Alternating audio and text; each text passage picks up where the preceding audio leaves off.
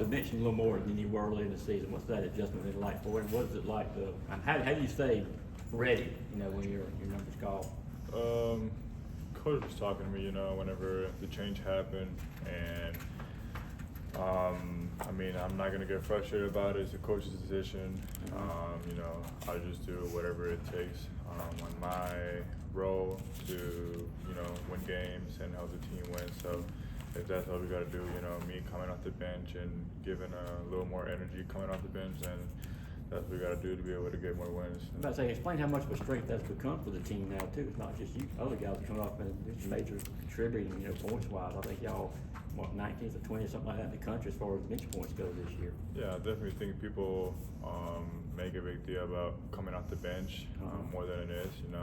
Sometimes coming off the bench, you can help or see things that the starters might not see at the beginning of the game, and that really helps a lot with the energy coming in, because you know how the team's playing and you know what we got to do whenever you come in and your name's called. So when you're on the bench, kind of what are you looking for? What do you watch? I know you watch after watching the game. What are you looking for specifically? I'm just looking actually at what the other teams doing at us, like how they're handling the ball screen coverage, like where the open gaps are and all that, and what have they been filling out on defense, so that whenever we come in, fresh group, we're able to attack those points.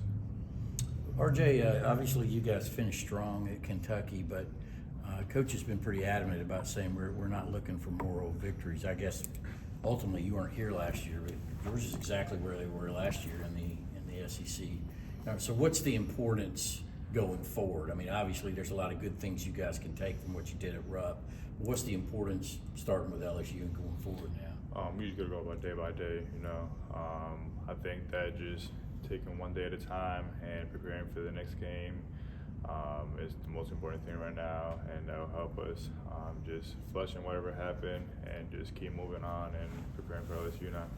What was your reaction to the 7'2" Croatian guy? I mean, it sounds like a video game character, 7 feet shooting threes. Yeah, we saw a little film right before the game because he was cleared, and we just didn't expect it, but there's nothing we can do. It's basketball, things happen. We just gotta respond better, and yeah, it's just. You ever seen a guy like that? I've seen a guy taller, but not that can shoot like that. Yeah, it's kind of surprising. Do you guys check the bracketology? I mean, is that something? I mean, it's something fun that fans look at. I mean, I know it's nothing you probably live or die off of, but do you take a glance at that now and then? I don't really look at it. No. Well, what about where Georgia's at right now? When we look at your record and we look at your rankings, I mean, in your mind, is this a team that's making a run for an NCAA tournament? Is that kind of this team's mindset? I definitely think this team will be in a tournament. We got a lot of potential. A lot of teams have seen it when we play top teams. We're still, figuring some stuff out, but I think we're definitely going to be a NCAA team. What about playing? Last time you guys were at home was an unbelievable atmosphere against Tennessee. It sounds like it's going to be a similar atmosphere Wednesday. What about playing home, and obviously defending your home court is just as important as stealing some on the road, right? Yeah, I mean, it's amazing what the DawgNation can do in here. The amount of noise that they can cause in this gym, and it messes with the opponents' like mindset whenever we're on a run. It gets really loud in here, just like in any other arena. So it's a really big advantage for us having here in Stegman, as loud as it gets, like from last game and coming in for Wednesday's game. What makes you think that you guys are an NCAA tournament team? Obviously, you probably need some more big W's to cement that kind of thing. I mean, just practicing every single day and see what the team can do, and what we have done against top teams. I really think we're an NCAA team, and just trusting all the coaches and what they got for us, just really makes me believe that we are an NCAA team. You've seen a lot of. I mean, you've played in some pretty big arenas, pretty loud arenas against a lot of NCAA teams. How has the SEC stacked up to a lot of the places you've been? I mean, the SEC, the loudest arena we've been as of now, I think it's Stegman, honestly, but Rupp Arena was pretty loud.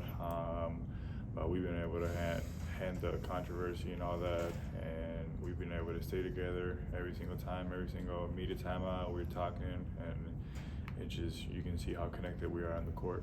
What about even before Georgia? What are some of the places that you remember as? Definitely Mackey Arena from Purdue. Purdue was really loud, but it's just every college basketball, every atmosphere is going to be just like that. When you know a good team's coming into your gym, like the gym's going to be packed. So every single gym we've been to has been packed. So that says something about us. LSU comes in tomorrow. What kind of problems do they face? They don't have to see our defense, that's for sure. We didn't execute well last game on defense. We're a little bit loose, but this time they're definitely going to see our defense, and we're going to execute the ball. What problems do they present? You said what? What kind of problems do they present? They got a lot of length, that's for sure. They got a good point guard, Cook. He can get going, but as long as we stay solid and we play our game, we're going to be all right. Do you have a green light for three-pointers, and what's a good percentage for you? Like, what would you think would be good at the end of the season? I mean, stats show otherwise, but I know I'm a good shooter, and I'm gonna keep shooting the ball, and Coach still trusts me on keep shooting the ball. So whenever I get an open look, I'm gonna shoot it. But if I got Jabri right next to me and he got an extra, obviously I'm passing to him. He's the highest percentage in the team. But if I got an extra, a wide open shot, I'm gonna take it. Pretty clutch free throw guy too, huh?